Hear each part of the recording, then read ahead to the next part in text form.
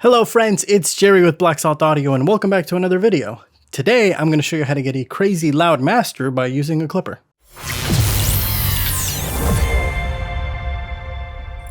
Before we continue, this is going to be kind of a dialogue heavy video as I want to touch on the philosophy behind mastering a little bit, but there are timestamps in the description if you want to jump around. I just want to state that here on the Black Salt Audio YouTube channel, we mainly focus on mixing and of course our plugins. The art of mastering is a whole nother ball game and should be treated with the respect that it deserves.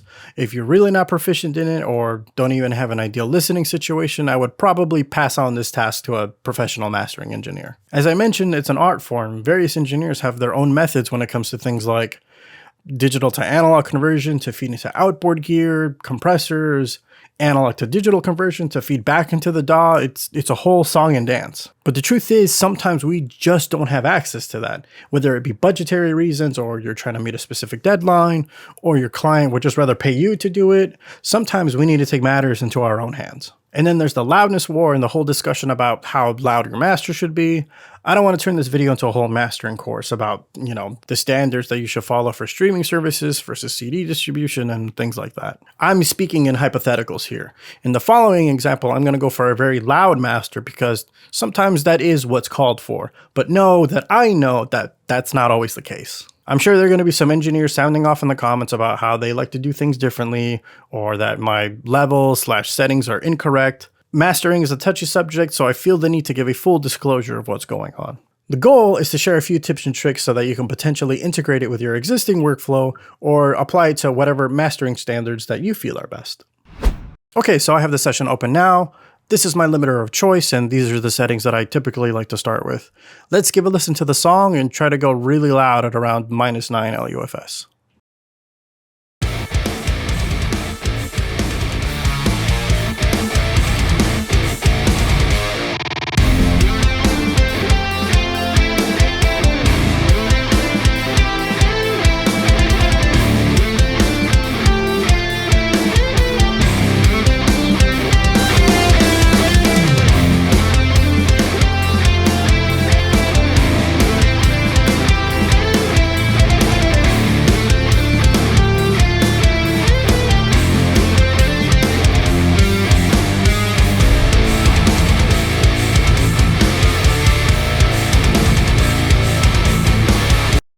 Now, I currently have the loudness timescale set to short term so that we can kind of quickly get a reading of where we're at loudness-wise.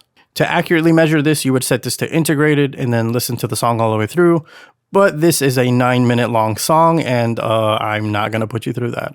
There are other things that I could go over too, like the oversampling, dithering, why I have my ceiling set to -1 dB true peak, but that's not really the focus of this video. Again, I don't want this to be a mastering 101 course. Anyway, as you can see, the limiter is having to do upwards of -5 to -6 dB of gain reduction on those snare hits, and in turn, we're starting to lose some of that information.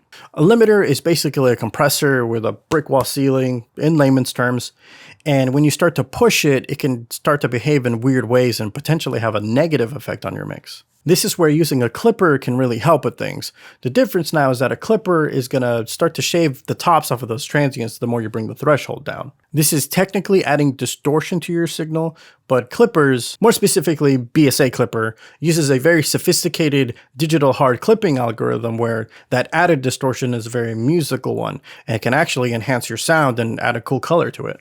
Mind you, this can be destructive too if you push it too hard, but since we're only mainly affecting transient information, this is hardly an issue. That process happens so fast that it's hardly audibly unpleasing if you use it correctly. Now, our very own Sean from Black Salt Audio already did a very similar video on this topic, and in his video, he actually uses the input knob on BSA Clipper to bring the level of his mix up to 0. But I'm gonna do the opposite thing where I'm gonna bring the threshold down to tame that transient information and then use the limiter to bring everything up. All right, I'm gonna load up BSA Clipper and give it a whirl.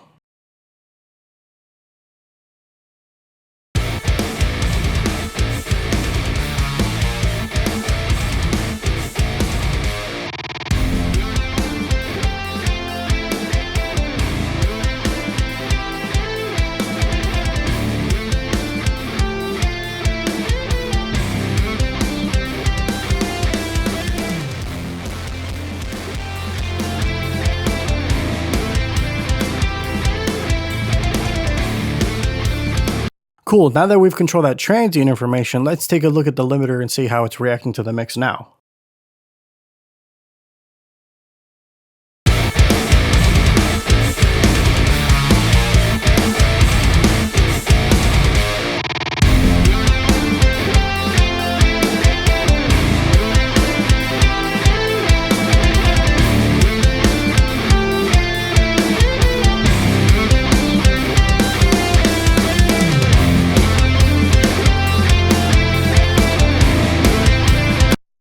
Alright, much more manageable now, only about -1 to 2 dB of gain reduction.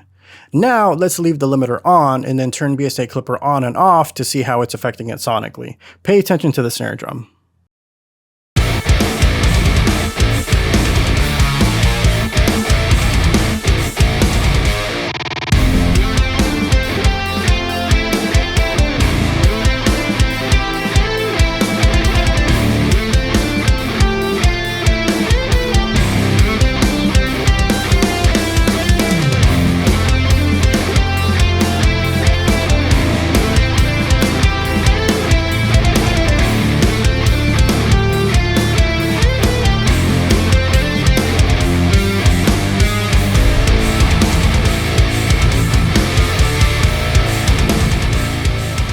See how our snare sort of disappears when I bypass BSA Clipper?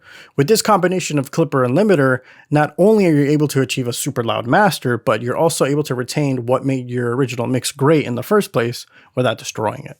I hope you found this tutorial helpful. If you'd like to try out BSA Clipper or any of our plugins for that matter, you can head over to blacksaltaudio.com and get yourself a 14-day free trial. We actually just launched a brand new plugin called Telefy, and I'm pretty excited about it, so why not check that out too while you're at it. Oh, I also recommend signing up for our mailing list, as we tend to give out discount codes there every now and then, so. We have new videos here every week, so why not consider subscribing and leaving a like while you're at it. And if there are other mixing tutorials that you'd like us to tackle in the future, be sure to comment down below and let us know what you'd like to see next. Until then, thank you so much for watching. I've been Gerry, and I'll catch you in the next video. See ya!